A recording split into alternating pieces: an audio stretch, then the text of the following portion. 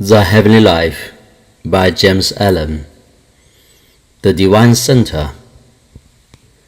The secret of life, of abundant life, with its strength, its felicity, its unbroken peace, is to find the divine center within oneself, and to live in and from that, instead of in that outer circumference of disturbances, the clamors, cravings, and argumentations which make up the animal and intellectual man.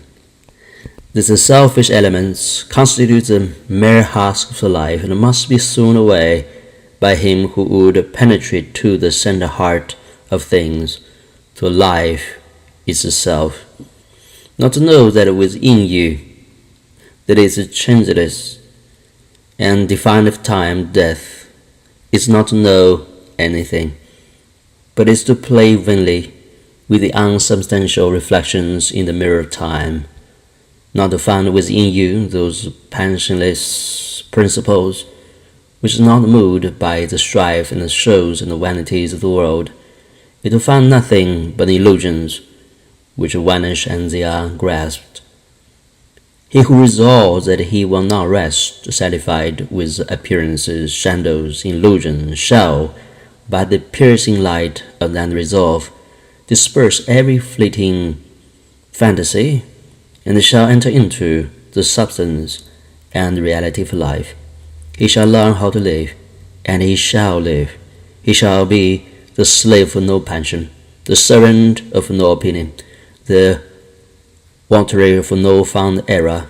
Finding the divine center within his own heart, he will be pure and calm and strong and wise, and will ceaselessly radiate the heavenly life in which he lives, which is himself.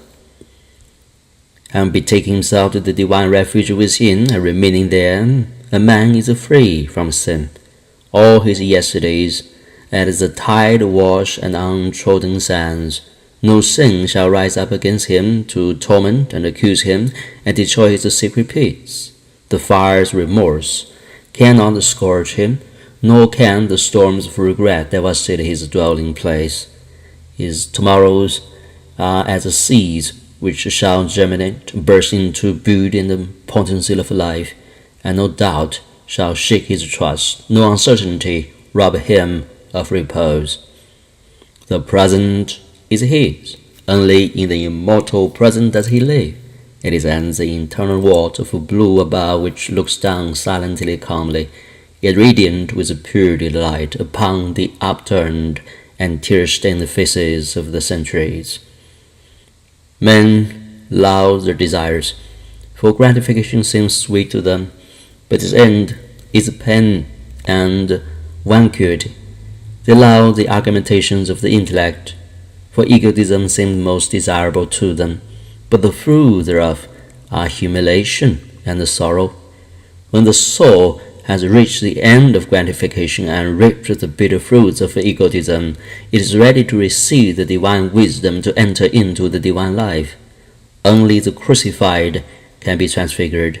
Only by the death of self can the Lord of the heart rise again into the immortal life and stand radiant upon the olivet of wisdom. Thou hast thine trials. Every hour trial is a replica of inward imperfection. Thou shalt grow wise by knowing this, and shalt thereby transmute trial into active joy, finding the kingdom where trial cannot come. When wilt thou learn thy lessons, O child of earth? All thine sorrows cry out against thee. Every pain is thine just accuser, and thine griefs are but the shadows of thine unworthy and perishable self. The kingdom of heaven is thine. How long wilt thou reject it, preferring the lurid atmosphere of hell, the hell of thine self-seeking self? Where self is not, there is a garden of the heavenly life, and there spring the healing streams of quenching all thirst. There bloom the immortal flowers carpeting all the way with joy. There throng the swiftest and the sweetest hours. Redeem the sons of God, the glorified in body and the spirit, are bought with a price, and that price is the crucifixion of the personality, the death of a self, and having put away that within which is the source of all discord. They have found the universal music, the abiding joy. Life is more than motion, it's music. More than rest, it's peace. More than work, it's duty. More than labor, it's love. More than enjoyment, it's blessedness. More than acquiring money and position and reputation, it's knowledge, purpose, strong and high resolve. Let the impure turn to purity, and they shall be pure. Let the weak resort to strength, and they shall be strong. Let the ignorant to fly to knowledge, and they shall be wise. All things are man's, and he chooses that which he will have. Today he chooses in ignorance. Tomorrow he shall choose in wisdom. He shall work out his own salvation, whether he believe it or not. For he cannot escape himself, nor transfer to another the internal responsibility of his own soul. By no theological subterfuge shall he trick the law of his being, which shall shatter all his selfish makeshifts and excuse for right thinking and right doing. Nor shall God do for him that which is destined his soul shall accomplish for itself. What will the seal of man who, wanting to possess a mansion in which to dwell peacefully, purchase the site and kneel down and ask God to build a house for him? Would you not see such a man was foolish? And if another man who, having purchased the land, to set the architects and builders and carpenters and work to erect the edifice, would you not see that he was wise? And as it is in the building of a material house, even so it is in the building of a spiritual mansion. Break by break, pure thought upon pure thought, good deed upon good deed, must the habitation of a blameless life rise from its sure foundation until at last it stands out in all the majesty of its faultless proportions. Not by caprice, nor gift, nor favor does a man obtain the spiritualities, but by diligence, watchfulness, energy, and effort. Strong is the soul, and wise and beautiful. The seeds of gone like a power are in us still, guns away, bars, saints, heroes, if we will. The spiritual heart of man is the heart of the universe, and found in that heart man found the strength to accomplish all things. He found there also the wisdom to see things as they are. He found there the peace that is divine. At the center of man's being is a music which orders the stars in eternal harmony. He who would find the blessedness, let him find himself. Let him abandon every discontent desire, every inharmonious thought, every unlovely habit and deed, and he will find that grace and beauty and harmony which forms the indestructible essence of his own being. Men fly from grade to grade to find unrest. They travel in many lands and discover disappointment.